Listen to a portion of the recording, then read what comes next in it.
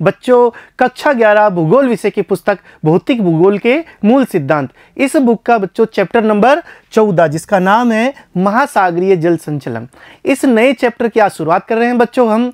और इस नए चैप्टर में बच्चों हम यह देखेंगे कि महासागरीय जो जल है, इस महासागरीय जल का संचलन किस प्रकार से हो रहा है, अर्थात उसमें जो गति आ रही है उस जल में वो किस प्रकार से हो रही है।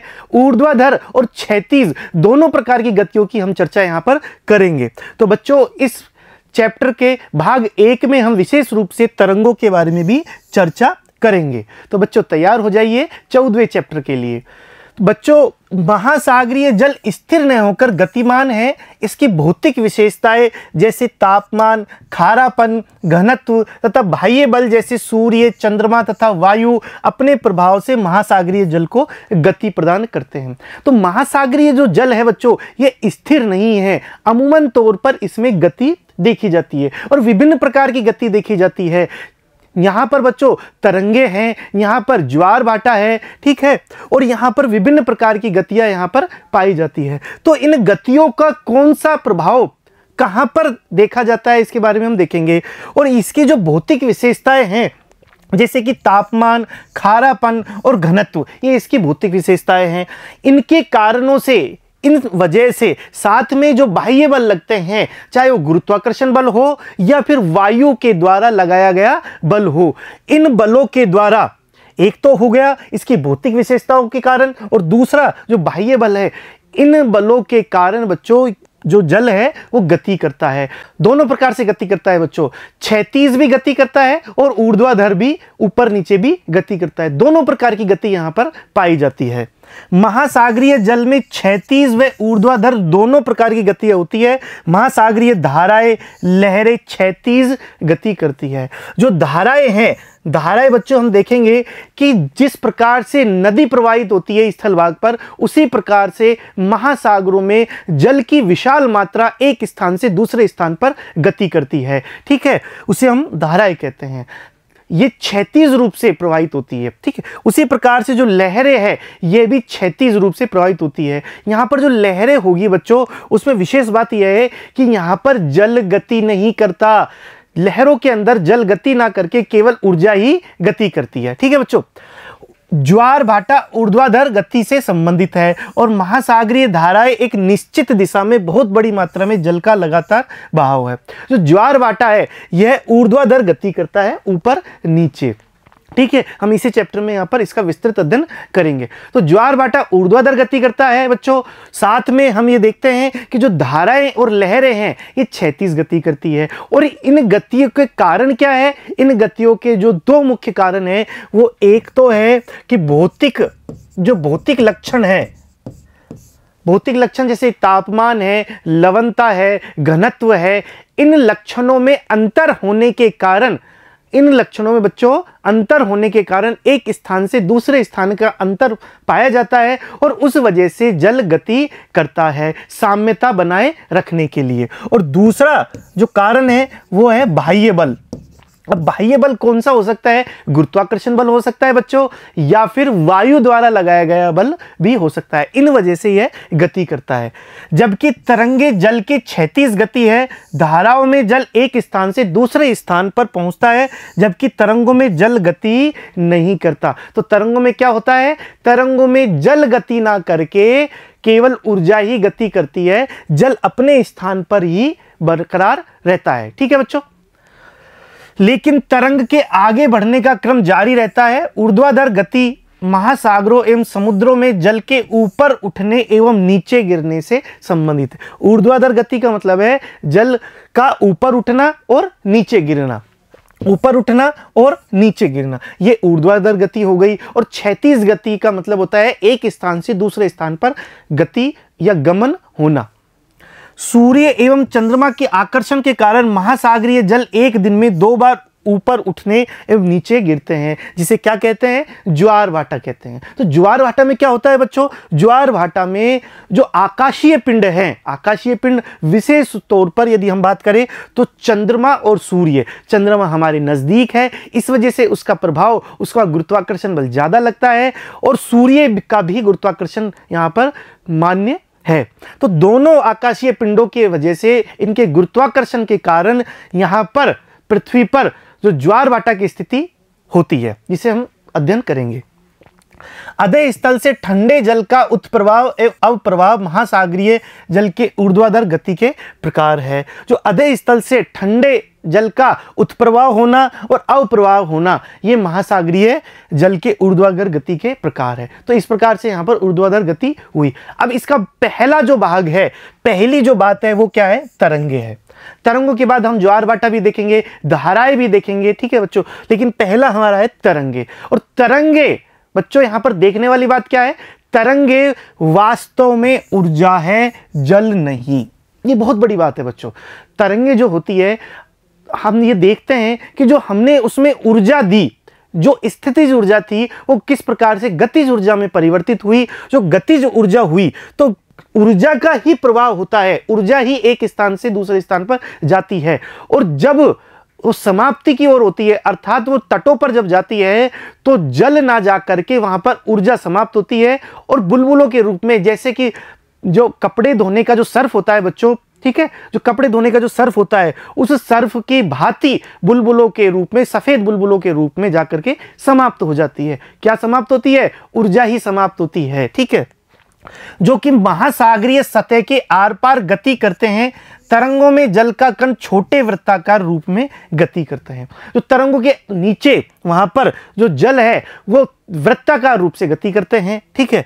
वायु जल को ऊर्जा प्रदान करती है। अब ऊर्जा मिलती कहां से है, ये अथाह सागरों में, महासागरों में या जलाशयों में ये तरंगे उठती कैसे हैं। सबसे पहला जो प्रश्न बनता है उसका आंसर है बच्चों क्या, उसका आंसर है वायु। वायु के द्वारा वहां पर ऊर्जा प्राप्त होती है और वो ऊर्जा एक स्थान से दूसरे स्थान पर गति करती है, जिससे तरंगे उत्पन्न होती है। वायु के कारण तरंगे महासागर में गति करती है तथा ऊर्जा तट रेखा पर निर्मुक्त होती है। ऊर्जा तट रेखा पर समाप्त होती है और वहां पर सर्फ के जो बुलबुले होते हैं उसकी भांति सफेद बुलबुलों के रूप में दृश्यमान होती है। सतह जल की गति महासागरों के गहरे तल के स्थिर जल को कदाचित ही प्रभावित करती है। जैसे ही एक तरंग महासागरीय तट पर पहुंचती है, इसकी गति कम हो जाती है। जो गहरा जो जल है बच्चों, गहराई में जो स्थित है, वो इससे लगभग प्रभावित नहीं होता है। ऊपरी स्तर पर ही यह प्रभावित होता है और वहीं पर ही एक स्थान से दूसरे स्थान पर इस प्रकार की गति के रूप में ही गतिमान होती है। लेकिन जल नहीं, केवल ऊर्जा ही यहाँ पर गतिमान होती है। और इसमें यह भी देखे जाते हैं कि सुरंग और गर्त, ठीक है, यहाँ पर सुरंग और गर्त भी देखे जाते हैं, ठीक है बच्चों। ऐसा गत्यात्मक जल के मध्य आपस में घर्षण होने के कारण होता है तथा जब जल की गहराई तरंग के तरंग दैर्घ्य के आधे से कम होती है तब तरंग टूट जाती है। ये बहुत बड़ी बात है बच्चों। यहाँ पर जब जल की गहराई, अर्थात वो जो जलाशय है जहां पर पानी है उसकी गहराई कितनी है, यह भी यहां पर इंपॉर्टेंट है। चूंकि तट पर जल की गहराई कम हो जाती है, समाप्त हो जाती है धीरे धीरे जाकर के, इस कारण से तरंगे टूट जाती है, समाप्त हो जाती है। तो यहां पर नई बात क्या सीखने को मिली बच्चों, यहां पर हमें देखने को मिला कि जल की गहराई यदि कम हो जाती है, कितनी कम हो जाती है, तरंग के तरंग दैर्घ्य के आधे से कम हो जाती है। तरंग के जो तरंग दैर्घ्य होता है वो हम आगे अभी यहां पर देखेंगे तरंग दैर्घ्य क्या होता है। तो तरंग के तरंग दैर्घ्य से आधे यदि हो जाती है तो वो तरंग समाप्त हो जाती है, ठीक है। अब चूंकि तटों पर बच्चों, तटों पर गहराई कम होती है और जैसे जैसे हम तरंगे आगे बढ़ती है वो गहराई बिल्कुल समाप्त हो जाती है और वो जो तरंग है वो समाप्त हो जाती है, टूट जाती है, ठीक है।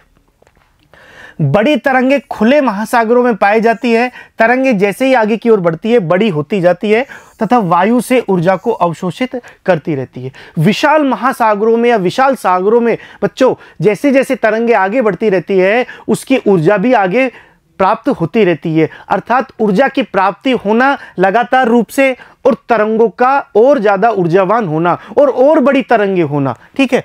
जैसे कि हम यहाँ पर देख सकते हैं कि जो तरंगे हैं, तरंगे महासागरों के जो बहुत लंबा महासागर होता है या सागर होता है बच्चों, वहां पर जब लंबी दूरी पर चलती है तो वायु से ऊर्जा प्राप्त करती है, और वायु से जब ऊर्जा प्राप्त करती है तो और ज्यादा ऊर्जावान होकर के और ज्यादा तेजी से और ज्यादा ऊंचाइयों में जाकर के कार्य करती है। अधिकतर तरंगे वायु के जल की विपरीत दिशा में गति से उत्पन्न होती है। जो ज्यादातर जो तरंगे हैं वायु के जल की विपरीत दिशा में, यदि जल की गति इधर हो रही है और वायु इधर बह रही है, विपरीत दिशा में बह रही है, इस कारण से तरंगों की उत्पत्ति होती है। लेकिन इसमें हमेशा के लिए नहीं है बच्चों, ये अधिकतर जो मैक्सिमम जो टाइम है वो इस वजह से होती है। तो मुख्यतः जो कारण होता है तरंगों की उत्पत्ति का, वो किस वजह से होता है? वो होता है यदि जल की गति एक तरफ है और उसकी विपरीत दिशा में वायु की गति है तो तरंगे उत्पन्न होती है। ठीक,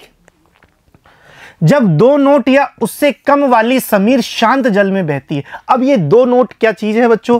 यहां पर हमने देखा था कि जो गति है, जो जल की गति होगी वो हम किस इकाई में दिखाते हैं? नोट में दिखाते हैं। ठीक है, तो यहां पर नोट में हम गति दिखाते हैं, इसकी इकाई है। तो जब 2 नोट या उससे कम वाली समीर शांत जल पर बहती है तब छोटी छोटी उर्मिकाएं बनती है।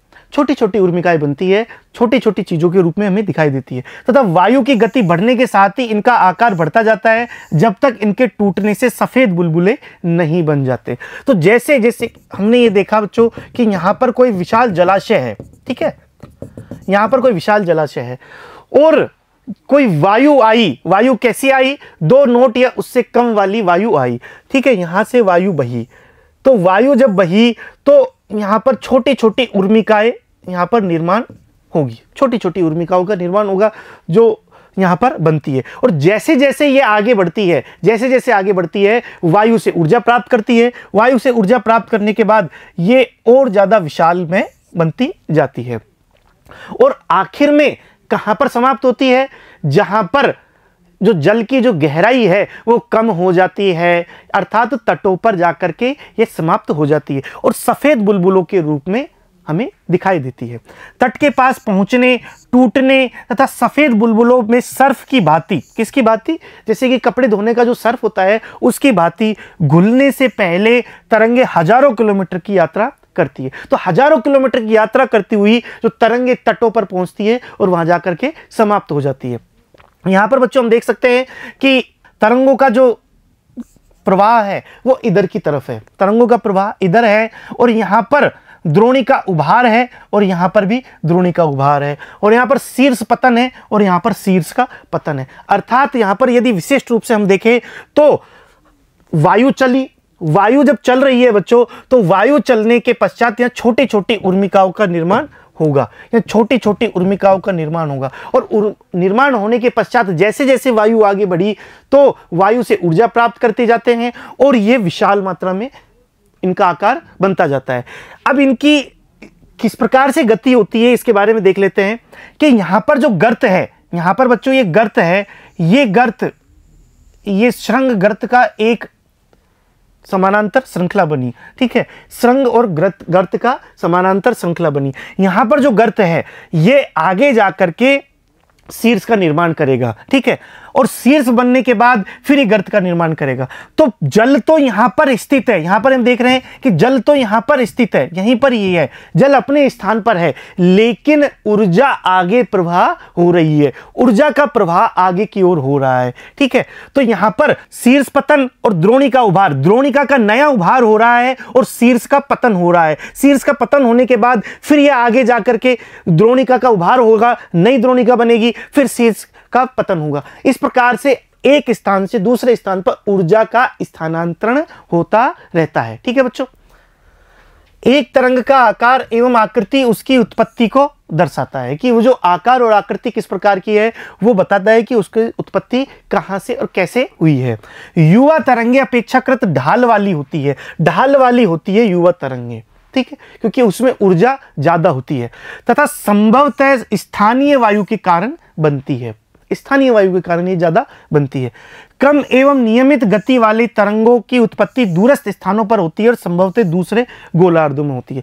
तो कम और नियमित जो गति वाली जो तरंगे होती है, जो नियमित रूप से तरंगे चलती रहती है बच्चों, वो दूर से आती हुई है, दूर से आती है, जैसे कि दूसरे गोलार्ध से आ गई। ठीक है, तो काफी दूरी से आती हुई जो वायु है या तरंगे हैं बच्चों, काफी दूरी से आने वाली जो तरंगे हैं वो नियमित रूप से होती है। लेकिन बच्चों जो स्थानीय जो वायु के द्वारा बनती है, स्थानीय वायु के द्वारा बनती है, वो अपेक्षाकृत युवा होती है, और दूर से आ रही है वो युवा नहीं होगी, वो अपनी अंतिम अवस्था को प्राप्त कर रही होती है। ठीक है, तरंग के उच्चतम बिंदु का पता वायु की तीव्रता के द्वारा लगाया जाता है, यानी यह कितने समय तक प्रभावी है तथा उस क्षेत्र के ऊपर कितने समय से एक ही दिशा में प्रवाहमान है, यह हमें किससे पता चलेगा? यह पता चलेगा तरंग के उच्चतम बिंदु से हमें पता चलेगा कि वायु की तीव्रता के द्वारा लगाया गया है। अर्थात यहां पर जो सुरंग और गर्त बनेगा बच्चों, सुरंग और गर्त का निर्माण होगा, इससे पता चलेगा कि कितनी तेज वायु से उसका निर्माण हुआ है। तरंगे गति करती है क्योंकि वायु जल को प्रवाहित करती है, जबकि गुरुत्वाकर्षण बल तरंगों के शिखर को नीचे की ओर खींचता है। यह सबसे इंपॉर्टेंट बात है बच्चों कि तरंगे गति करती है। क्यों गति करती है? क्योंकि जल को वायु प्रवाहित करती है। जो जल है, यहां पर जल है, इसको वायु प्रवाहित करेगी, आगे की ओर सरकाएगी, आगे की ओर बढ़ाने के लिए प्रेरित करेगी। लेकिन इसके विपरीत दिशा में यहां पर क्या लग रहा है? गुरुत्वाकर्षण बल लग रहा है। ठीक है, यहां पर बच्चों गुरुत्वाकर्षण बल लग रहा है और यहां पर वायु का बल लग रहा है। तो दोनों प्रकार के बल लगने के कारण, यहां पर वायु का और यहां पर गुरुत्वाकर्षण, दोनों प्रकार के बल लगने के कारण ऊर्जा तो आगे की ओर बढ़ जाती है, लेकिन जल वहीं पर स्थिर रह जाता है गुरुत्वाकर्षण बल के कारण। तरंगों के शिखरों को नीचे की ओर खींचता है। गिरता हुआ जल पहले वाले गर्त को ऊपर की ओर धकेलता है। जो गिरता हुआ जो जल है बच्चों, यहां पर यदि हम बात करें, यहां पर ये जो गिरता हुआ जो जल है, ये जो जल है, ये पहले वाले गर्त को ऊपर की ओर धकेलता है। जो यहां पर गर्त बना, ये गर्त बना और ये शीर्ष भाग है। ठीक है, ये शीर्ष भाग है और ये गर्त भाग है। यहां पर जो गिरता हुआ जो जल है, शीर्ष भाग से जो गिरता हुआ जल है, ये गर्त को ऊपर की ओर धकेलता है। ठीक है, जैसे ये गिरा और इसको ऊपर की ओर इसने धकेला, और धकेलने के बाद ये जो गर्त था ये शीर्ष हो जाएगा और इसके आसपास वाले क्षेत्र गर्त बन जाएंगे। इस प्रकार से यह आगे की ओर चलता हुआ रहता है। एवं तरंग नए स्थिति में गति करती है। तरंगों के नीचे जल की गति वृत्ताकार होती है, और तरंगों के नीचे यहां पर जो जल की गति होती है वो वृत्ताकार रूप से होती है, जैसे कि मैंने उस चित्र में भी बताया था। ठीक है, तो यहां पर क्या देखा हमने कि जो शीर्ष और गर्त बने, शीर्ष और गर्त में जो गिरता हुआ जल है वो गर्त को ऊपर की ओर धकेलता है अपना स्थान प्राप्त करने के लिए, और जब ऊपर की ओर आता है तब ये अगले वाले गर्त को ऊपर की ओर धकेलता है, और इस प्रकार से कंटिन्यूटी बनती हुई जाती है। तरंग पर वस्तुओं का वहन आगे तथा ऊपर की ओर होता है एवं लौटती हुई तरंग पर नीचे तथा पीछे की ओर।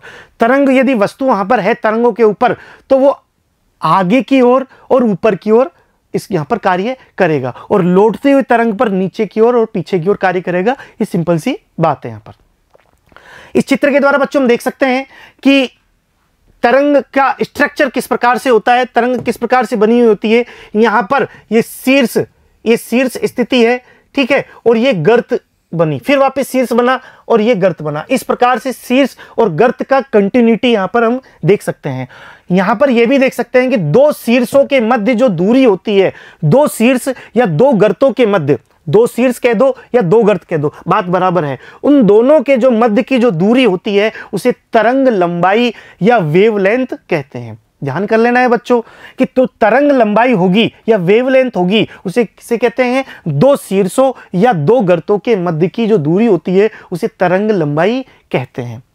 ठीक है, अब यहां पर जो तरंग लंबाई है या वेवलेंथ है, ये किस प्रकार से होती है, यहां पर यह भी देख लेना है कि जो तरंग लंबाई यदि ज्यादा होगी बच्चों, तरंग लंबाई यदि ज्यादा होगी तो आवृत्ति कैसी होगी? कम होगी। आवृत्ति कम होगी और तरंग लंबाई यदि ज्यादा होगी, दोनों में व्युत्क्रमानुपाती संबंध पाया जाता है। तो आवृत्ति बच्चों यहां पर मैं लिख देता हूं, आवृत्ति इनवर्सली प्रोपोर्शनल टू तरंग लंबाई। ठीक है, तो आवृत्ति यदि ज्यादा होगी तो तरंग लंबाई कम होगी, और तरंग लंबाई यदि ज्यादा होगी तो आवृत्ति कम होगी। इन दोनों के बीच में व्युत्क्रमानुपाती संबंध पाया जाता है। ठीक है, अब यहां पर नई बात हमें सीखने को मिली कि आखिर आवर्ती क्या होता है, आवर्ती किसे कहते हैं। तो पर्टिकुलर एक समय में, ठीक है, पर्टिकुलर एक समय में कितनी तरंगे आगे प्रवाहित हुई उसे क्या कहते हैं, आवर्ती कहते हैं। ठीक है, अब यहां पर उच्च आवृत्ति वाली जो तरंगे हैं इनका तरंग दैर्घ्य कम पाया जाता है, इनका तरंग दैर्घ्य कम है, आवृत्ति उच्च है, यहाँ पर निम्न आवृत्ति है, तरंग दैर्घ्य ज़्यादा बड़ा है। ठीक है, और इसके इस तरीके से हम देख सकते हैं कि तरंग दैर्घ्य आखिर किसे कहते हैं, तो दो शिखर या दो सुरंगों के मध्य जो दूरी होती है उसे क्या कहते हैं, तरंग दैर्घ्य कहते हैं। इसको दूसरे प्रकार से भी कह सकते हैं बच्चों कि दो गर्तों के मध्य की जो दूरी होती है उसे क्या कहते हैं, तरंग दैर्घ्य या वेवलेंथ कहते हैं। अब कुछ तरंगों की विशेषता है बच्चों कि कौन कौन सी विशेषताएं पाई जाती है तरंगों में, कि तरंग शिखर एवं गर्त, तरंग शिखर और गर्त जैसे कि हमने भी देखा, एक तरंग के उच्चतम एवं निम्नतम बिंदुओं को क्रमशः शिखर एवं गर्त कहते हैं। उच्चतम जहां तक वो ऊपर तक पहुंचती है और गर्त जो निम्नतम बिंदु है, उच्चतम अर्थात यहां तक पहुंची और निम्नतम अर्थात यहां तक पहुंची, इनको शिखर कहते हैं और इसको गर्त कहते हैं। दूसरा है बच्चों तरंग की ऊंचाई, वेव हाइट। यह एक तरंग के गर्त के अधे स्थल से शिखर के ऊपरी भाग तक की ऊर्ध्वाधर दूरी है। ठीक है, तो यहां पर एक तरंग की ऊंचाई कितनी हुई कि तरंग के गर्त के अधे स्थल से, गर्त से लेकर के शिखर तक की जो ऊंचाई है, जो दूरी है, वो क्या किसे कहते हैं, तरंग की ऊंचाई कहते हैं। अब है तरंग आयाम, ये तरंग की ऊंचाई का आधा होता है, तरंग की ऊंचाई जो होती है उसका आधा तरंग आयाम होता है।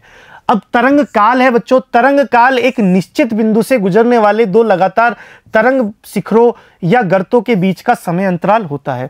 तो एक निश्चित बिंदु से, एक निश्चित बिंदु कोई हो गया है यहां पर, उससे गुजरने वाले दो लगातार शिखर हो या गर्त हो, एक निश्चित बिंदु से यदि कोई निकल रहा है, निश्चित बिंदु से दो लगातार तरंग शिखर या गर्तों के बीच का समय अंतराल, कितना समय उसमें लगा, दो गर्तों या दो शिखरों के बीच में ये दो गुजर रहे हैं उसमें कितना समय लगा, उसे कहते हैं तरंग काल। और तरंग दैर्घ्य जैसे कि हमने देखा बच्चों, यह दो लगातार शिखर या दो गर्तों के बीच की क्षैतिज दूरी है, दोनों की क्षैतिज दूरी है। ठीक है, यहां पर हमने देखा दो लगातार रूप से गर्त हो सकते हैं या शिखर हो सकते हैं। अब तरंग गति है, जल के माध्यम से तरंग के गति करने की दर को तरंग गति कहते हैं तथा इसे नोट में मापा जाता है। तो नोट में मापा जाता है जल के माध्यम में, कहां पर, जल के माध्यम से तरंग के गति करने की दर को, कितनी गति कर रही है, उसकी दर क्या है। ठीक है, जैसे कि हम गति कर रहे होते हैं, हमारा व्हीकल गति कर रही होती है, साइकिल, बाइसिकल या फिर कार हमारी गति करते हैं, कहते हैं 60 किलोमीटर प्रति घंटे से गति कर रहे हैं, उसी प्रकार से जो तरंग गति कर रही होती है बच्चों उसे क्या कहते हैं, तरंग गति कहते हैं। और इसका माध्यम, इसकी इकाई क्या होती है, नोट होती है। जैसे कि हम किस माध्यम में, किस इकाई में गति करते हैं, किलोमीटर प्रति घंटे की दर से। जैसे कि कहते हैं कि 60 किलोमीटर प्रति घंटे की दर से हम गए थे, दिल्ली गए थे, कहते हैं ना। इसी प्रकार से तरंग गति जो होती है वो किस में मापी जाती है, नोट में मापी जाती है। अब है तरंग आवर्ती, यह 1 सेकंड के समय अंतराल में दिए गए बिंदु से गुजरने वाली तरंगों की संख्या। 1 सेकंड में कितनी तरंगे गुजरी, 1 सेकंड में कितनी तरंगे गुजरी, ये कहते हैं तरंग आवर्ती। और तरंग जो आवर्ती होगी, अब बच्चों यहां पर देखने वाली बात है कि 1 सेकंड में यदि कितनी तरंगे गुजरी, यदि यहां पर तरंग आवर्ती जो होगी, तो यदि वो बड़ी वेवलेंथ है, वेवलेंथ यदि तरंग लंबाई ज्यादा होगी तो आवर्ती क्या होगी, कम होगी। यदि ज्यादा बड़ी लंबाई की तरंग दैर्घ्य होगी तो आवर्ती कम होगी, क्योंकि 1 सेकंड में कम तरंगे गुजरेगी। तरंग लंबाई कम होने पर ज्यादा आवर्ती होगी, ज्यादा तरंगे गुजरेगी। तो इसलिए मैंने अभी बताया था कि आवर्ती व्युत्क्रमानुपाती होती है तरंग लंबाई की या वेवलेंथ की। ठीक है, इस तरीके से हमने आज के चैप्टर में देखा तरंगों का, और विशेष रूप से जो महासागरीय जल संचलन किस प्रकार से होता है इसके बारे में अध्ययन किया। अगली जो क्लास होगी बच्चों वो ज्वार भाटा से संबंधित होगी। धन्यवाद बच्चों।